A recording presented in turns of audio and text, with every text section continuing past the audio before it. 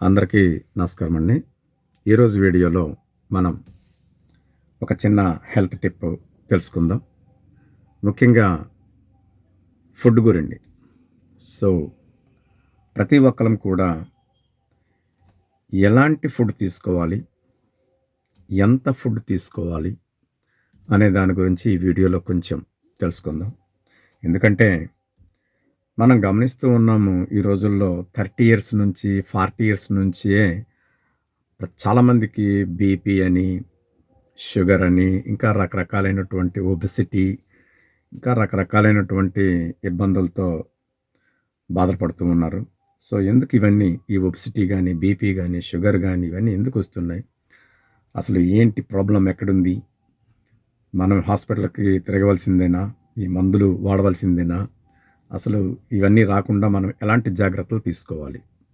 So, అది ఈ వీడియోలో మనం తెలుసుకుందాం. సో, చాలామంది డాక్టర్స్ చెప్పేది ఏంటంటే, మన బాడీ ముఖ్యంగా ఎక్కువగా మన బాడీలో వాటర్ కంటెంట్ ఎక్కువగా ఉంటుందండి. అట్‌లీస్ట్ మోర్ దాన్ 80%గా మనం చెప్పుకోవచ్చు. మన బాడీలో ప్రతి సెల్ మనం తీసుకున్నా సరే వాటర్ కంటెంట్ ఎక్కువగా ఉంటుంది. సో, మన బాడీకి సఫిషియంట్ వాటర్ అనేది అవసరం. కాబట్టి మనం తీసుకునే డైట్ ఎలా ఉండాలంటే, మనం తీసుకునే ఫుడ్ ఎలా ఉండాలంటే, వాటర్ కంటెంట్ ఎక్కువగా ఉన్నటువంటి ఫుడ్ మనం తీసుకోవాలి. సో, వాటర్ కంటెంట్ ఎక్కువగా ఉండే ఫుడ్స్ అంటే ఏంటి? అంటే మెయిన్ ఫ్రూట్స్ అండ్ వెజిటబుల్స్, అలాగే లీఫీ వెజిటబుల్స్. సో, వీటిని మన ఫుడ్‌లో మాక్సిమం గనక మనం చేర్చుకున్నట్లయితే, మనం ఆహ్, మంచి ఫుడ్ తీసుకుంటున్నట్టుగా అర్థం. సో, ఈ ఈ ఫ్రూట్స్ గానీ, ఈ వెజిటబుల్స్ గానీ ఏంటంటే, వాటర్ కంటెంట్ ఎక్కువగా ఉంటుంది వాటిలో. సో, ఫర్ ఎగ్జాంపుల్ ఫ్రూట్స్ మనం వాటర్ మెలన్ తీసుకోవచ్చు. లేకపోతే ఒక సపోటా తీసుకోవచ్చు, ఒక మ్యాంగో తీసుకోవచ్చు, గ్రేప్స్ ఎనీ ఫ్రూట్. మీరు ఏ ఫ్రూట్ తీసుకున్నా సరే వాటర్ కంటెంట్ ఎక్కువగా ఉంటుంది. సో, వాటర్ కంటెంట్ ఎప్పుడైతే ఎక్కువగా ఉందో అది ఈజీగా డైజెస్ట్ అవుతుంది. మన సిస్టమ్స్‌లో, మన డైజెస్టివ్ సిస్టమ్‌లో, మన బ్లడ్ సర్క్యులేషన్‌లో ఈజీగా అది అబ్జార్బ్ అవుతుంది.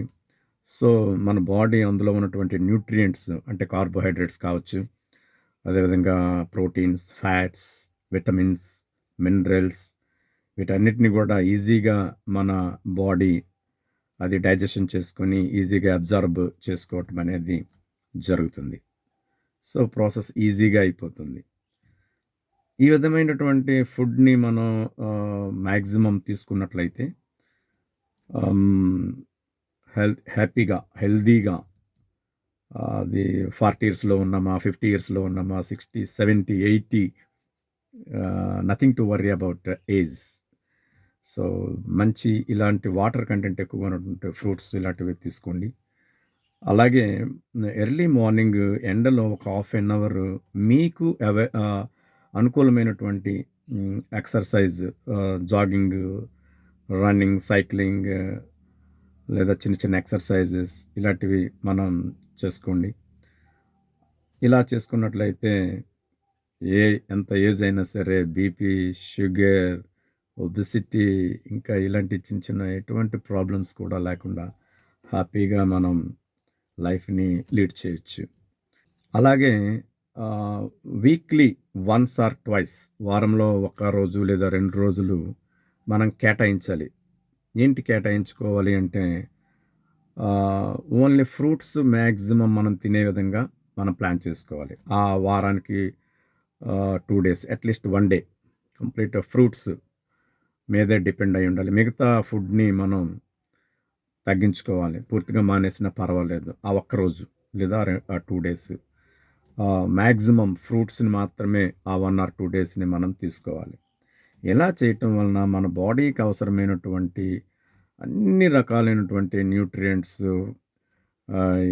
కూడా మన బాడీకి ఈజీగా మనకి అవి లభించటం వలన మన బాడీ ఆరోగ్యంగా ఉండడం అనేది జరుగుతుంది. సో, ఎటువంటి డాక్టర్స్ దగ్గరికి వెళ్ళవలసిన అవసరం రాదు. ఎటువంటి హాస్పిటల్స్‌కి వెళ్ళవలసిన అవసరం రాదు. ఈ బీపీ టాబ్లెట్స్ అని, షుగర్ టాబ్లెట్స్ అని, ఇన్సులిన్ ఇంజెక్షన్స్ అని ఇలాంటివి మనం వాడవలసిన అవసరం కూడా రాదు. సో, ఇలాంటి చిన్న హెల్త్ టిప్‌ని పాటిద్దాం. అందరం కూడా ఆరోగ్యంగా ఉందాం. మెయిన్ ఆ ఎండలో half an hour exercise or jogging or cycling ఇవి మాత్రం మర్చిపోకండి. సో ఇంకొక చిన్న సూచన ఏంటంటే, ఆల్రెడీ ఎవరైనా ఇప్పుడు మనం చెప్పుకున్నటువంటి చిన్న చిన్న ఫిజికల్‌గా డిసీజెస్‌తో బాధపడుతున్నట్లయితే, అంటే బీపీ కావచ్చు, షుగర్ కావచ్చు, ఇంకా ఏమైనా ఫిజికల్‌గా బాధపడుతూ ఉన్నట్లయితే, ఏమైనా సఫర్ అవుతున్నట్లయితే, it is better to consult your family doctor. ఎలాంటి ఎక్సర్సైజ్ చేయాలి, ఎలాంటి డైట్ తీసుకోవాలి, అది మీ ఫ్యామిలీ డాక్టర్‌ని అడిగి, వారు చెప్పినటువంటి సూచనలు పాటించడం అనేది ఎంతైనా అవసరం. Thank you very much.